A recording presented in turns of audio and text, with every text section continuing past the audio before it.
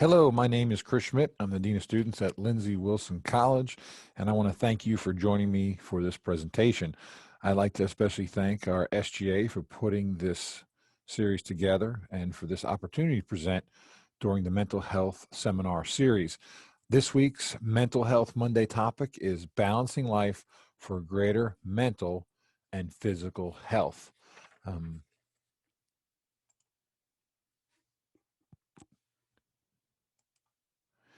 If you know me, then just about everyone knows that I love to ride my bike. I'm big into cycling. So there's no better way to start this out than by turning to our good friend, Albert Einstein, who said, life is like riding a bicycle. To keep your balance, you must keep moving. So I'd like to jump off with that thought about how we can improve and balance life for greater mental and physical health.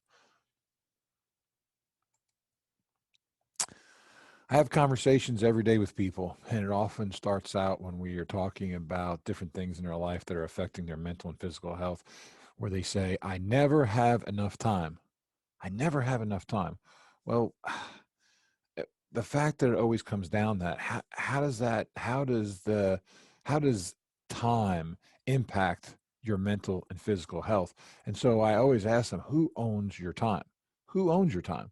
And I think that's really important that we all take a look in the mirror and recognize that for the most part, we own our time. I mean, I know that we go to jobs, we have classes, we have responsibilities that own part of that time, but we make choices within that space of how we want to parse that time out, especially when we think of ourselves as a person whose mental and physical health we're trying to improve. So as the conversation usually continues with a person and goes on, they qualify everything um, in their life as important. Everything is important is what they'll say. And a long time ago, I had to recognize, is it? There's a want and a need type of scenario. Is everything in your life important? I think there may be a great deal of things that are important, but when we talk about our mental and physical health and we parse those things down, I think it's really important that we start to recognize what really is important in our life. One of the best ways to understand balancing your life is to take inventory about what it is that is important to you. So you ask yourself that question, what is important to you? A lot of times when I talk to people, they'll say, oh, well, it's family. Absolutely, it's family. Well, it's work. My work is really important to me. It's faith. My faith is really important to me. My mental health is important to me. Fitness plays a big role in my life. The relationships I have, my education, money, meaning financial stability, community service. I'm really involved. I want to be involved because, through my church and through organizations I belong to. Nutrition, I recognize those things. What's important to you? Well, it gets hard trying to balance all those things. And I think you have to start with first identifying what you find important in your life. So there's a lot of resources out there. I mean, if we look on the web, there are books, there are podcasts on how to achieve greater mental and physical health. One book that I found that resonated with me, and I've gone back to many, many times over the years, has helped me prioritize balancing different points in my life that I needed to get back into balance again, was a book written by Chris Carmichael called The Five Essentials for a Winning Life. Now, there are five essential aspects that he identifies about life that must be in balance in order for a person to achieve their ultimate goals. Now, our ultimate goal in this conversation is about discovering greater mental and physical health, but I think it applies, and I've always applied these five essential elements to finding greater mental and physical health. And I think they are relationships, and a lot of times we talk about how that is the people. Maybe it's someone you're dating. Maybe it's family members that make up those relationships. A lot of times it's our faith with our church, different things like that.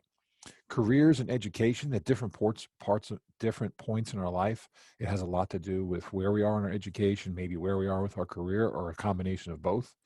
Um, the fitness comes in many shapes and forms. I think we can all agree that having balance within in our own personal fitness certainly leads to us living a healthy lifestyle and having health and wellness, which we also know has been proven to also help with mental health. So I think fitness is an important thing.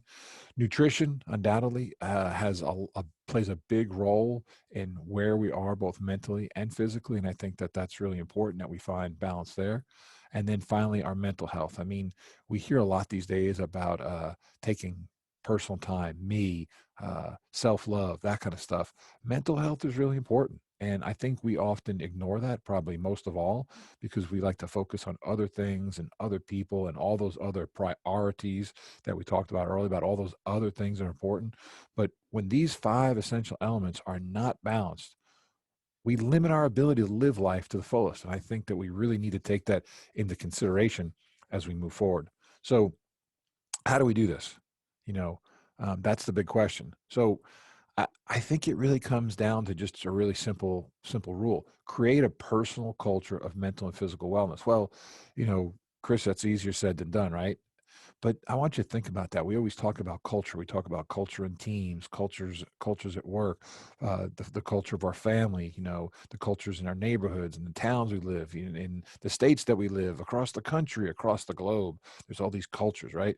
Well, you have to develop a personal culture, you know, about yourself, about where you want your mental and physical wellness to be. Now, again, I go back to something that um, years ago when I discovered this, I created this formula, and I can't help but get away from it every time I do a presentation because I think it can be applied to everything. But you know, we often go around thinking lots of positive things about how we want to get better, both mentally and physically.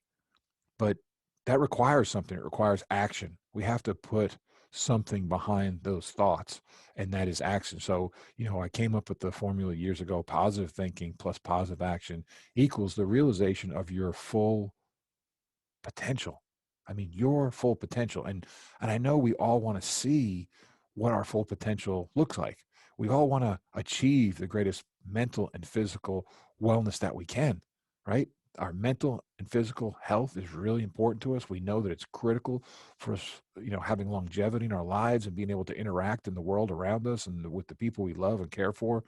Um, but we can think all we want about that, but if we don't do something about it, then we're never going to realize that. So I think that's really important that this formula is what helps us lead into that culture. Make your healthy culture a habit. Now, all those things that we talked about before, often we practice bad habits. You know, we adopt certain things, whether we eat too much fast food, you know, whether we get down on ourselves and allow things to stress us out. You know, maybe we're in you hear the word toxic, we're in toxic relationships, we're in a job that we're not satisfied with, but we are afraid to move forward. You have to make a healthy culture a habit. So think about that. You want to be mentally and physically healthy. Well, then practice habits within that culture that are healthy.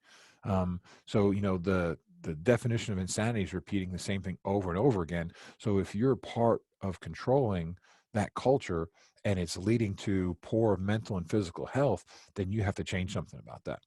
And the thing that I always like to talk about is that because I think people see it as a negative is stress. Stress does not equal an imbalance necessarily in your life. It can be, but you don't have to allow it to be. In fact, you see, I think it tests us. It tests who we are, and it lets us see where we are. Why did teachers give us tests all through elementary, middle, high school, and on to college? They're checkpoints. They're checkpoints to see where you are in your education and development, right? So the stresses that occur in our life, whether they're internal or external, are checkpoints to us to see where we are in our culture, where we are in our mental and physical health, and if we're getting better. So it's okay to be stretched physically and mentally because we are resilient. We're designed that way. It's called being elastic. It's adaptability. It's flexibility. It's resiliency. And I want to remind you all that those are good things and that we don't have to digest all the stress in our life as bad, that we can see that as a way to be tested, to be stretched, and to be able to move forward. So, how do we do that again as we continue? finding balance. There are some things that I think that we all can do. And again, this is it's not all original work. A lot of this stuff you can find. There's lots of resources out there on the internet, a lot of different places. But I've found that scheduling time blocks is really important as far as finding both mental and physical wellness, and finding a way to reach where I want to be. Tracking my time, writing down what I'm spending time doing, how often I want to do those things, where do I want to make time for those things. It's really, really important. Something that is so, so difficult for all of us to do, but I recognize that it makes a huge difference in the time that I have allocated for myself and for others, is learning how to say no. It's okay to say no. Don't let that stress you out. Uh, Leave work at work. Um, it's hard, especially now because we're so connected in so many different ways with mobile technology and so much access to everything. But I think there's a time and place for everything. And there's a time and place for your mental and physical health. So leave work at work sometimes. Communicate your goals to the people who you know will hold you accountable. In other words, communicate what it is that you want to do daily, weekly, monthly, or even yearly. All the goals and aspirations that you have, because that'll be good for you mentally and physically. And let me tell you how, because if there are people that you trust and people that you respect, and you speak those things into existence, and those folks really are your friends, they are your accountability partners, they are your mentors, they are leaders in your life, they're going to they're going to hold you accountable. And because you spoke those into existence, you're going to hold yourself more accountable. That's how you're going to maintain this balance or find greater balance. Make dates with family and friends. It is important to put those things, like there's a peace to be found with those things. So when you put things on a calendar and say, hey, I'm going to meet you for lunch, we're going to get together this weekend for this, we're going to do that, we're going to do this, it you're surrounding yourself with the people who you love and care for, and you're creating space for yourself to enjoy that mental health, or maybe it's through physical activity that you're spending time with those folks, or combination of both. And the thing we talked about earlier, self-love, like make dates with yourself. Like, I think it's really important. Like, is it drawing a hot bath? Is it going and getting massage? Is it going out for a run? Is it just going for a hike in the woods? You know, what is it that makes you feel relaxed, where you find sort of peace? That's really important in terms of finding balance. Um, have a partner in crime. There has to be one, two, a group of people that hold you accountable. They're folks that should text you or call you just periodically saying, hey, where are you at with that thing that you want to do? Where are you at with this goal and this thing that you wanted to achieve? Because if you're going to be able to reach the balance that you want, both mentally and physically, when those folks are holding you, it won't create stress. It'll motivate you to keep you on track. Because if you have a good relationship with them and you're not on track, you can talk to them about that so you can get back on track. And that's why you then review your time periodically. All these things are sort of intertwined. And if we don't go back and check things, again, it's like the tests we take in school. You're constantly checking in to see where you're at. Review your time. Sometimes you have to shift things around, because the world is changing around us too. It's not just us. We have to find balance between how we focus on the internal part aspects of our life as well as the external factors in our life. Finally, this is something I've talked about for years. You have to avoid or even eliminate the spirit snipers. There are folks out there in the world. There are things. They're not even. I mean, they're just things that are out there in the world that zap our spirit. They drain our emotional fuel. They take away from our ability to find this balance. The more that you allow that to be part of your culture, you're contributing then you're as much to blame as they are. So as painful as this may sound, you have to avoid and eliminate the spirit snipers in your life. Everything starts with setting the right direction. And what I mean by that is that if you know where you want to go, head in the right direction. Sometimes you have to change direction, because the path you're on dictates that you have to change direction. But if you're going to reach the greatest mental and physical wellness that you're wanting to achieve, then you need to focus on setting the right direction. Every time you take a step forward, it should be in that direction. And I think that's really, really important. And people lose sight of that sometimes. And I want to remind you of that. So, those who think they have no time for their health will eventually find time for illness. Your mental and physical wellness begins with you. Bottom line. And some of the things that we talked about here today, you have to ask yourself what's important to you. You know, write those things down. You know, talk about them with friends. Talk about them with people you trust and care about, that you know are going to care about what it is that you're saying. What's important to you? Two, practice good habits around those things. Create that culture of healthy habits around your mental and physical health. Three, set the right direction. you know if you're rowing against the tide, you're not going to go anywhere. If you're rowing against the current, you're not going to go anywhere. If traffic is going one way and you're driving head on into it, then you're going in the wrong direction. you know Sometimes you just have to stop, evaluate where you're at, and then take a step in the right direction. And I go back to the formula of positive thinking plus positive action equals the realization of your full human potential. And I know we all want to see what our full potential is. And I think our full potential is really based uh, in the balance that we find in our mental and physical health. So, thank you so much for joining me for this short presentation, and I look forward to talking to you when we do the live Q&A later this week. And I look forward to that. Thank you so much.